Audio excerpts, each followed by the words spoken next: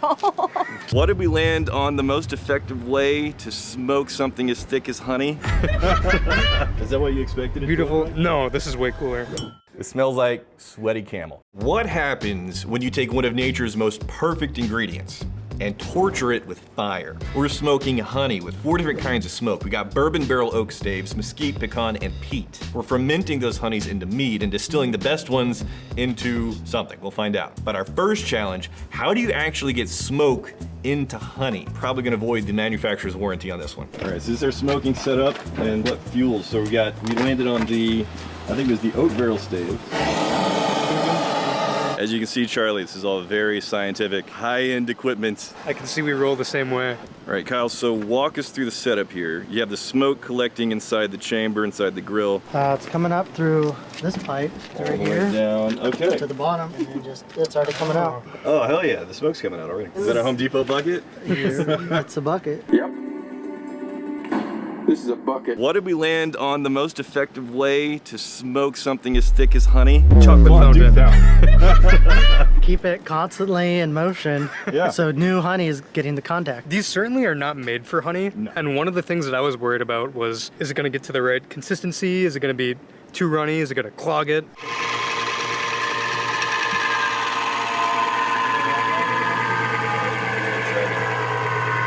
All the way up the top. Hell yeah, look at that. That is so satisfying. Oh, beautiful.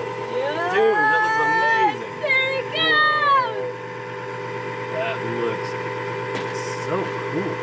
What are we thinking? It's hypnotizing. Is that what you expected? Beautiful. No, this is way cooler. Yeah, it looks like something that Winnie the Pooh would grab and want to eat. Yeah.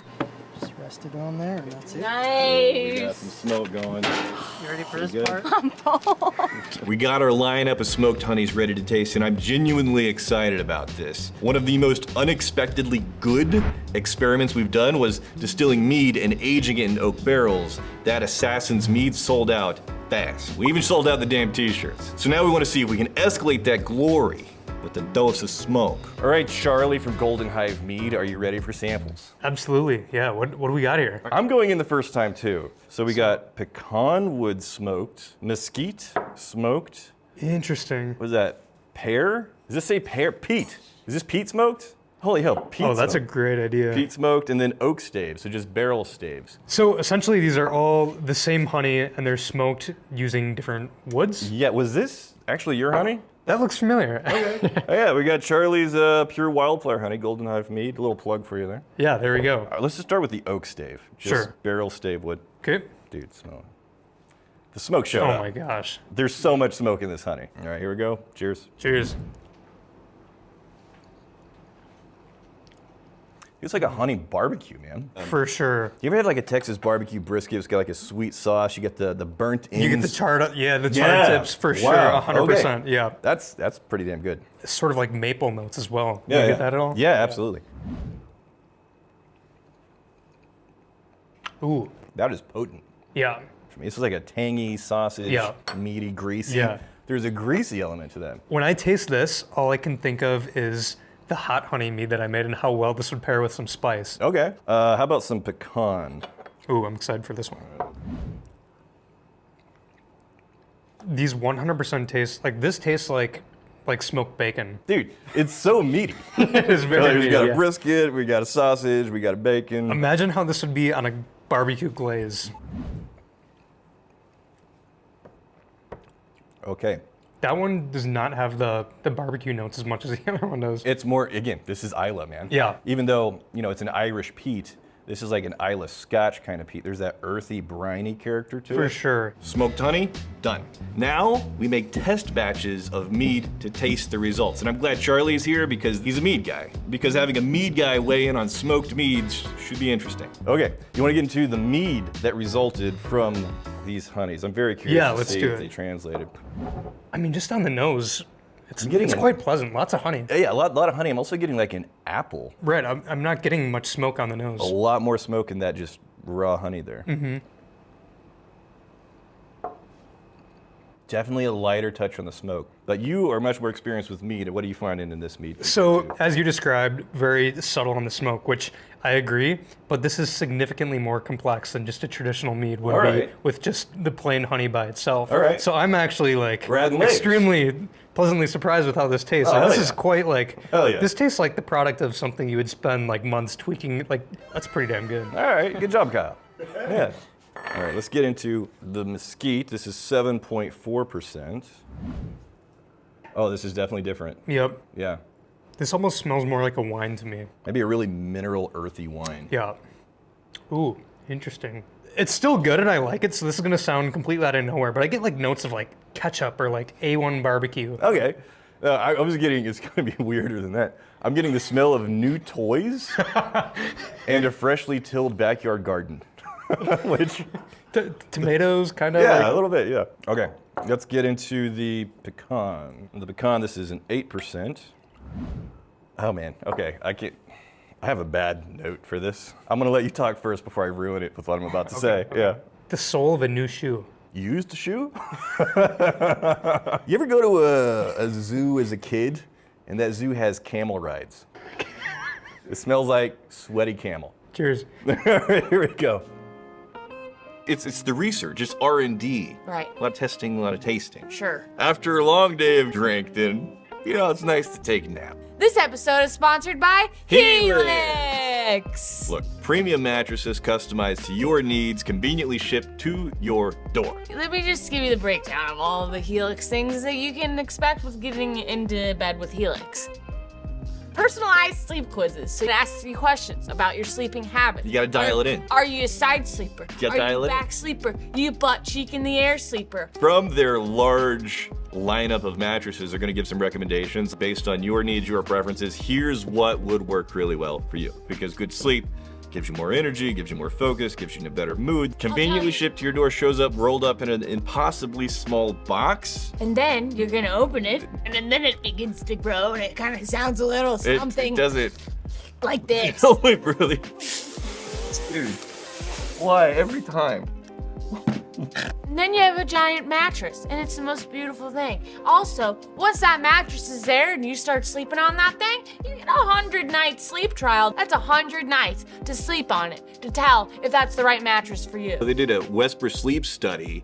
They measured sleep performance after switching from an old mattress to a Helix, and the results are 82% of participants saw an increase in their deep sleep cycle, and they achieved 25 more minutes of deep sleep per night on average, and 39 more minutes of overall sleep. That's great. Hey, if you're not ready for a full-on mattress, they have these mattress toppers now, which are nice. Dude, and Nope. they are thick. Flexible financing options, so you can find that perfect mattress. Not only gonna be a good fit for your sleep needs, also good fit for your budget. But right now, this is as good as it gets, like 27% off site-wide for the 4th of July sale. So if you want better night's sleep, you want to try out a mattress, get yourself a topper. If you don't want to go all in with the mattress yet, right now, 27% off, helixsleep.com/whiskey. Get on it. More subtle on the taste. This one's just kind of bland. It doesn't take the best of both worlds. It just kind of like Yeah. the funkiness from both things.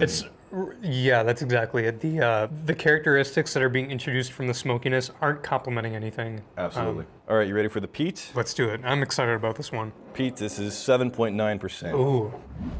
All right, there's that briny, earthy character. Yeah. Yep. That peat is just so sticky, man. It wants to cling. It's so distinct. Yeah, it's peat with some wildflowers, and there's that honey character, obviously. Yeah. All right, going in.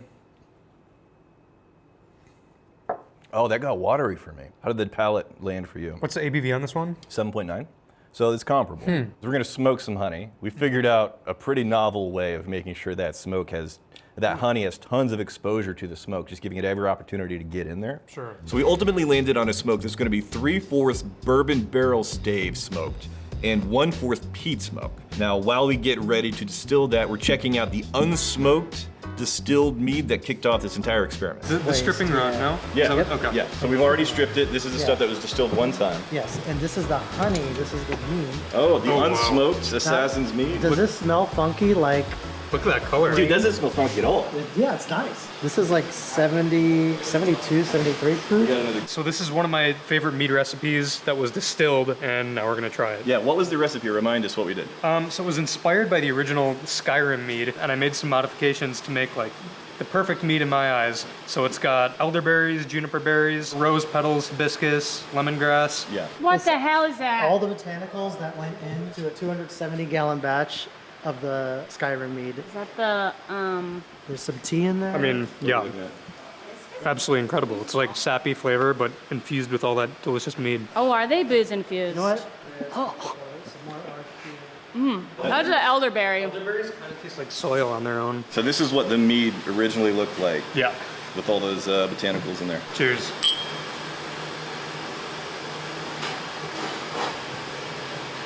Wow. I mean, for a stripping run? Yeah. Insane. Usually you don't sample a stripping run at all. For a stripping run, this is really nice. It's dry too. Let's do. It's got some bite to it, for sure. It does. Let's do some cuts. I want to get picky, but if it's already this interesting. She's shown some potential for Yeah, sure. yeah. All right, moment of truth. The test batches are done. We're gonna find out if all of that work is gonna show up in the smoked honey spirits. Now we have the distilled versions of those things in a lineup. Now I didn't let them tell us what we're working with. We're just Okay. gonna get in there blind and figure So- out what we like. Let's go left to right. All right, right. This is you. This is me. Cheers. Cheers. There it is. Smells delicious. All right, cheers. Here we go. Let's try it.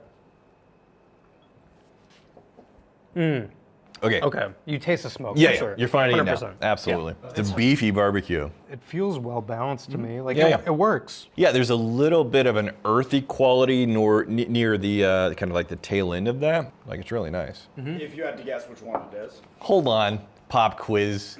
Settle down. Next one, here we go. Number 2. Okay. Okay. Yeah. This is sweeter on the nose. I think I know what this is really clearly. What do you think? We're gonna Okay, wait, okay. because I don't want to give him the satisfaction. Ooh, much more mild than the last one. Oh, this has got to be the peat, right? An aggravated botanical. Vegetative Yeah. is what I would say. It's like if you pissed off botanicals. My guess is peat or pecan. Next one. Okay. Ooh. That's nice. It's That is nice. Caramelly for sure. This is the smoothest one by far to taste. And on the taste, it's very subtle. In a good way though. It's like Good. almost exactly what I would want. I like that. I like that a lot. Last one. Okay. Ooh.